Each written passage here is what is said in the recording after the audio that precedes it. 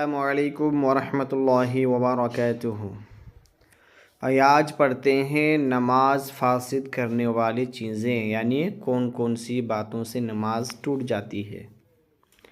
नमाज में बोलने से नमाज टूट जाती है, चाहे जानबूझकर बोले या भूलकर बोले, ज़्यादा बोले या एक ही बात बोले, अपनी खुशी से बोले या किसी के मजबूर करने से बोले, बहर सूरत नमाज टूट जाएगी। यानी बात करने से चाहे कैसे भी बात करे, बात अगर किया तो नमाज टूट गई, मजबूरी हो या फिर खुद से करे। इसी तरह ज़ुबान से किसी को सलाम करें, अमदन हो या सहवन, नमाज जाती रहेगी। सलाम करने से भी नमाज टूट जाएगी। यूँ ही सलाम का जवाब देना भी नमाज को फासिद कर देता है। किसी को छींक के जवाब में यरहमुकल्लाह कहा, या खुशी की खबर सुनकर अल्हम्दुलिल्लाह कहा, या बुरी खबर सुनकर इन्ना लिल्लाहि व इन्ना इलैहि राजिऊन कहा, तो इन सूरतों में नमाज टूट जाएगी। लेकिन अगर ख़ुद नमाज पढ़ने वाले को छींक आई तो हुक्म है कि वो चुप रहे, लेकिन उसने अल्हम्दुलिल्लाह कह दिया तो उसकी नमाज फासिद नहीं होगी। ठीक है, जैसे खुशी की खबर सुन के अगर कोई अल्हम्दुलिल्लाह कहा, या बुरी खबर सुन के इन्ना लिल्लाहि व इन्ना इलैहि राजिऊन, या फिर किसी के छींक के कोई अगर जवाब दिया, तो ये तमाम सूरतों में नमाज टूट जाएगी। लेकिन खुद ही अगर छींक आए खुद ही को, तो ऐसी सूरत में चाहिए कि वो खामोश रहे, चुप रहे, और अगर दिल ही दिल में अल्हम्दुलिल्लाह कह देगा तो नमाज नहीं टूटेगी।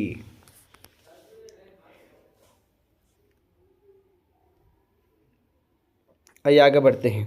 नमाज पढ़ने वाले ने अपने इमाम के गैर को लुक़मा दे दिया तो उसकी नमाज फासिद हुई, और अगर उसने लुक़मा ले लिया तो उसकी भी नमाज जाती रहेगी।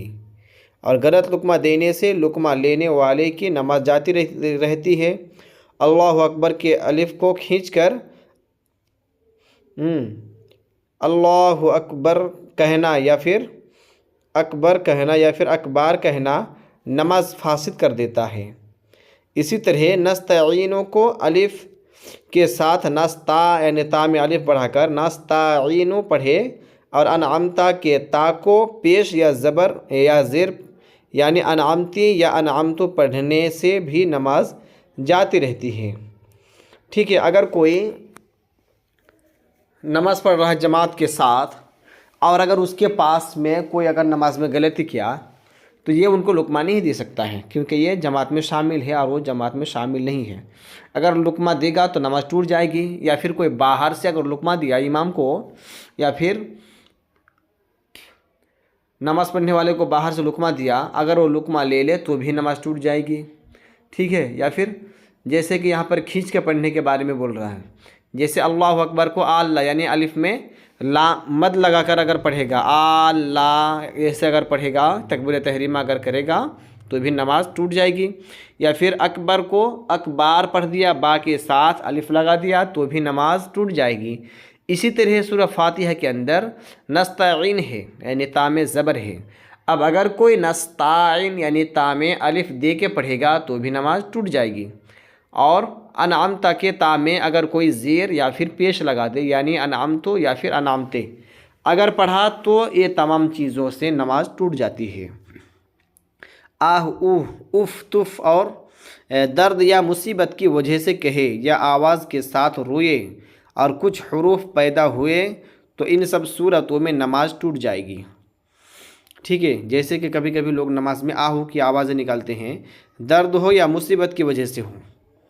ठीक है, अगर ये सब आवाज़ें निकली, या फिर अगर रोता है और रोने में अगर हुरूफ पैदा हो गया, ठीक है, तो ये तमाम चीज़ों से भी नमाज टूट जाएगी। अगर मरीज़ की ज़ुबान से हालत नमाज में बेइख्तियार आह या फिर ओ या हाय निकल गया तो नमाज नहीं होगी। हाँ, तो नमाज नहीं होगी। इसी तरह छींक या खांसी या जमाई और डिकार में जितने हुरूफ इसी तरह डिकार में जितने हुरूफ मजबूरन ज़ुबान से निकल जाते हैं माफ़ हैं, और उनसे नमाज नहीं टूटती। ठीक है, हालत नमाज में अगर कोई जानबूझकर दर्द है, तकलीफ़ है, फिर भी अगर आह वो की आवाज़ निकालेगा तो क्या होगा, फिर नमाज टूट जाएगी। और जब डिकार आता है तो जितने हरूफ मजबूरन निकलती हैं तो वो माफ़ है, और जानबूझ के अगर ज़्यादा निकालेगा तो नमाज टूट जाएगी। दांतों के अंदर कोई खाने की चीज़ अटकी हुई थी, नमाज पढ़ते हुए ज़ुबान चलाकर उसको निकाल लिया और निकल गया। अगर वो चीज़ चने की मिकदार से कम है तो नमाज मकरूह हो गई, और अगर चने के बराबर है तो नमाज टूट जाएगी। ठीक है, खाना वाना खा रहे थे या गोश्त खा रहे थे, ज़ुबान दांत में अटक गया। अब ज़ुबान से उसको हिला हिला कर छुड़ाने के बाद अगर वो खा गया तो अब ये देखना पड़ेगा कि जो चीज़ खाया तो वो क्या चने के दाने के बराबर है या उससे कम है। अगर कम है तो नमाज हो जाएगी लेकिन मकरूह होगी, और अगर ज़्यादा है या चने के बराबर है तो फिर नमाज टूट जाएगी। नमाज पढ़ते हुए ज़ोर से कहा लगाकर हंस दिया तो नमाज भी टूट गई और वज़ू भी टूट गया। ज़ोर से अगर हंसा नमाज में तो फिर नमाज वज़ू दोनों टूट जाएंगे। फिर से वज़ू करके नए सिरे से नमाज पढ़े। औरत नमाज पढ़ रही थी, बच्चे ने उसकी छाती चूसी, अगर दूध निकल आया तो नमाज जाती रही। नमाज में कुर्ता या पायजामा पहना या तहबंद बांधा या दोनों हाथ से कमर बांधा तो नमाज टूट गई। ठीक है, बच्चा, छोटा बच्चा अगर औरत के दूध चूसे और अगर दूध निकल जाए तो फिर क्या होगा, नमाज टूट जाएगी, और अगर दूध ना निकले तो फिर नमाज नहीं टूटेगी। और इसी तरह नमाज के दौरान अगर कोई पैजामा पहने या तहबंद बांधे नमाज के दौरान तो ऐसी सूरतों में भी नमाज टूट जाएगी। या फिर कोई अगर दोनों कमर में हाथ दे के अगर खड़ा रहे, जैसे खड़ा होता है दोनों कमर में हाथ दे के, वैसा अगर दोनों कमर में हाथ दे तो भी क्या होगा, नमाज टूट जाएगी, है ना। हाँ, जहाँ तक पैजामा और तहबंद के मसला है, अगर खुल गए तहबंद, अगर खुल जाएगी लुंगी या पैजामा अगर खुल जाए, ऐसी सूरत में किसी तरह उसको अटका के रखना है। ठीक है, हाथ से दबा के हो या कोई और दूसरे तरीके से अटका के रखना पड़ेगा। और अगर फिर उसी में अगर दोबारा फिर से पहनेगा उसको ये करेगा तो फिर नमाज टूट जाएगी, क्योंकि वो अमल कसीर हो जाता है। एक रुकन में 3 बार बदन खुजलाने से नमाज टूट जाती है।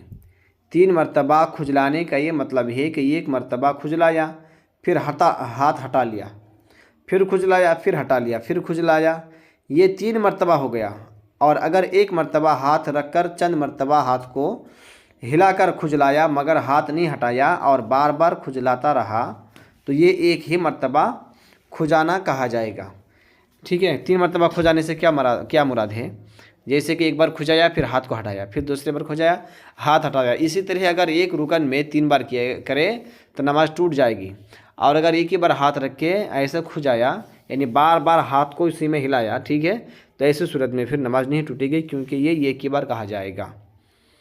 नमाजी के आगे से गुज़रना नमाज को फासिद नहीं करता, ख्वाह गुज़रने वाला मर्द हो या औरत, लेकिन नमाजी के आगे से गुज़रने वाला सख्त गुनहगार होता है। नमाज नहीं टूटेगी लेकिन बहुत ही बड़ा गुनहगार होगा जो गुजरेगा। हदीस में है कि नमाजी के आगे से गुज़रने वाला अगर जानता कि उस पर क्या गुनाह है तो वो ज़मीन में धंस जाने को गुज़रने से बेहतर जानता, है ना। हदीस में बात आई है कि नमाजी के सामने से गुज़रना कितना गुनाह है, तो वो ये कहता कि मुझे ज़मीन में धंसना पसंद है लेकिन नमाजी के आगे से गुज़रना नहीं है। एक दूसरे हदीस में है कि नमाजी के आगे से गुज़रने वाला अगर जानता कि उसमें कितना बड़ा गुनाह है तो 40 साल तक खड़े रहने को गुज़रने से बेहतर जानता। रावी का बयान है कि मैं नहीं जानता कि हुजूर सल्लल्लाहु अलैहि वसल्लम ने 40 दिन कहा या 40 महीना या 40 वर्ष। अगर ये जानता कि नमाजी के सामने से गुज़रना कितना बड़ा गुनाह है तो ये गवारा करेगा कि 40 दिन खड़ा रहूं लेकिन नमाजी के आगे से ना गुज़रूं।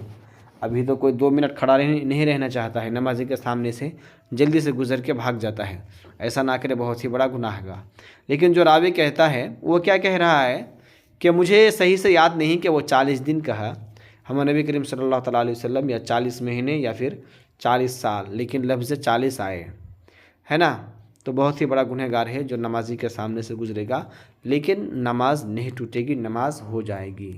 तो इतनी बातों पर अमल करने की कोशिश करें और अल्लाह की बारगाह में दुआ है हम सब को अमल खैर की तौफीक अता फ़रमाएँ। अस्सलामु अलैकुम व रहमतुल्लाहि व बरकातुहू।